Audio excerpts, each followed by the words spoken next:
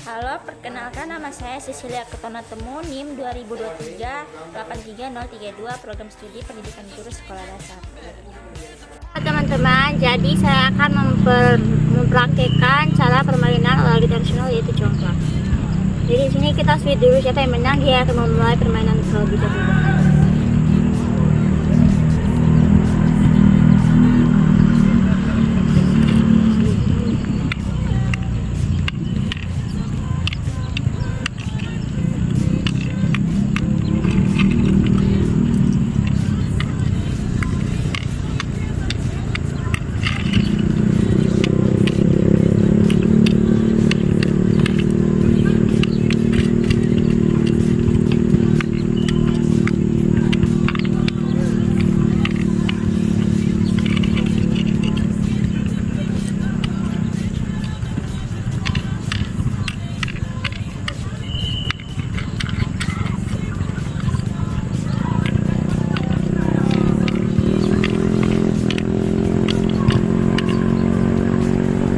Jadi itulah cara memainkan permainan congklak, dan untuk mengetahui siapa pemenangnya kita bisa mengetahui dengan cara menghitung jumlah batu yang ada pada lubang induknya. Kalau jumlah batunya lebih banyak berarti dia yang jadi pemenangnya. Sekian dan terima kasih. Baik, di sini saya akan menjelaskan tentang otot apa saja yang digunakan dalam permainan olahraga tradisional yaitu congklak. Jadi otot yang digunakan adalah otot kecil pada tangan dan jari. Karena permainan ini melibatkan gerakan mengambil dan melebarkan biji-biji congklak dan lubang-lubang papan. Selain itu, otot lengan dan bahu juga mungkin terlibat saat menggerakkan tangan secara berulang. Permainan ini juga melatih koordinasi mata dan tangan serta konsentrasi. Dan asal-usul congklak dan juga penemu congklak itu asal-usulnya itu tidak diketahui secara pasti karena permainan ini telah ada sejak zaman kuno dan tersebar di berbagai budaya. Corak-corak ini diyakini berasal dari Afrika atau Timur Tengah, kemudian menyebar ke Asia termasuk Indonesia melalui perdagangan dan interaksi budaya. Mungkin sekian itu saja penjelasan dari saya tentang otot-otot yang digunakan dalam permainan olahraga tradisional congklak dan juga siapa penemu dan asal dari permainan congklak tersebut. Sekian dan terima kasih. Teman, jadi di sini saya akan mempraktekkan cara bermain olahraga tradisional yaitu lompat tali. Jadi di sini dari telapak kaki hingga pinggang itu tidak boleh menyentuh karet. Jadi karetnya tidak boleh goyang. Jadi kalau goyang berarti gagal. Di sini saya akan mulai dari telapak kaki.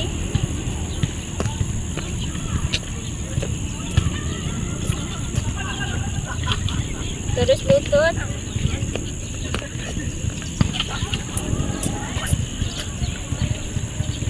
Terus pinggang.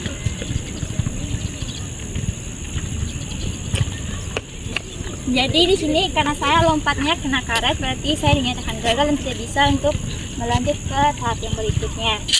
Sekian dan terima kasih. Halo, jadi di sini saya akan menjelaskan tentang gaya otot apa yang digunakan dalam olahraga tradisional lompat tali serta penemu dari dan juga sejarah dari olahraga tradisional lompat tali. Jadi, otot yang digunakan dalam permainan olahraga lompat tali yaitu otot betis. Otot betis berperan penting dalam melompat dan mendarat. Terus ada otot paha depan membantu menggerakkan lutut saat melompat. Otot paha belakang menstabilkan gerakan dan membantu fleksi lutut. Terus ada otot inti, yaitu ada otot perut menjaga keseimbangan dan postur tubuh. Terus ada otot punggung bawah menstabilkan tulang belakang.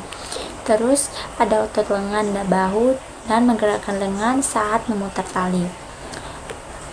Ada otot bisep dan trisep bantu mengontrol pergerakan lengan. Ada juga otot lengan bawah yang membantu memegang dan memutar tali. Ada juga otot kardiovarkular yaitu melatih jantung dan paru-paru, meningkatkan kebugaran. Terus olahraga lompat tali atau dikenal sebagai skipping memiliki sejarah yang panjang dan tidak dapat dikaitkan satu penemu tertentu. Aktivitas ini telah ada saat zaman kuno dan berkembang di berbagai budaya dengan tujuan yang berbeda. Yang pertama itu Mesir kuno. Lompat tali diyakini telah dipraktikkan oleh orang Mesir kuno yang menggunakan tali yang terbuat dari tanaman merambat untuk bermain. Terus yang kedua adalah Cina kuno. Di Cina, lompat tali sering dikaitkan dengan permainan anak-anak dan latihan fisik. Di Eropa abad pertengahan, lompat tali menjadi populer di Eropa sebagai aktivitas reaksi dan juga latihan. Abad ke-20, lompat tali mulai diadopsi sebagai latihan olahraga formal, terutama dalam dunia tinju dan juga kebugaran.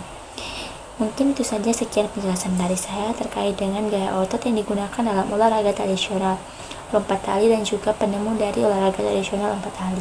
Sekian dan terima kasih.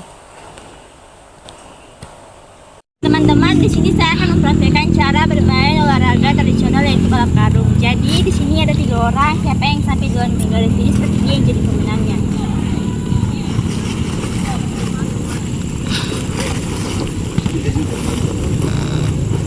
Kita tunggu apa dari wasit, jika sudah dibilang mulai baru kita mulai lomba balapnya. 1, 2, 3. Jadi di sini kita selesai lomba balap karungnya. Jadi yang pemenangnya itu teman Marcelino. Sekian dan terima kasih. Halo, di sini saya akan menjelaskan tentang gaya otot apa yang digunakan dalam permainan balap karung dan juga siapa penemu dan juga sejarah dari olahraga balap karung tersebut. Jadi otot yang digunakan dalam permainan balap karung yaitu pertama otot tungkai. Otot tungkai berperan dalam meluruskan lutut saat menggerakkan kaki ke belakang.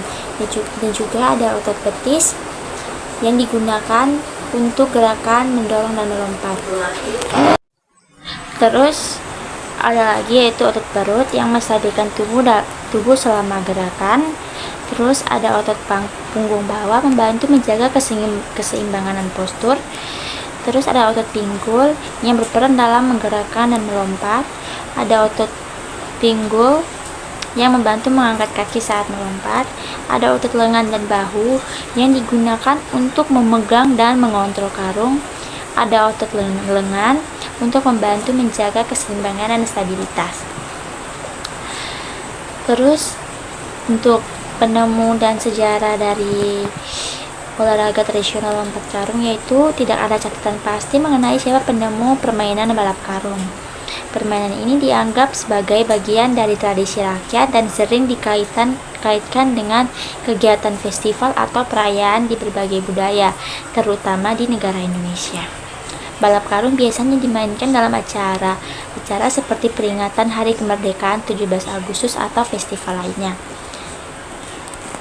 Permainan ini mungkin terinspirasi dari kebutuhan sederhana untuk menghibur diri dan menggunakan alat yang mudah didapat seperti karung goni.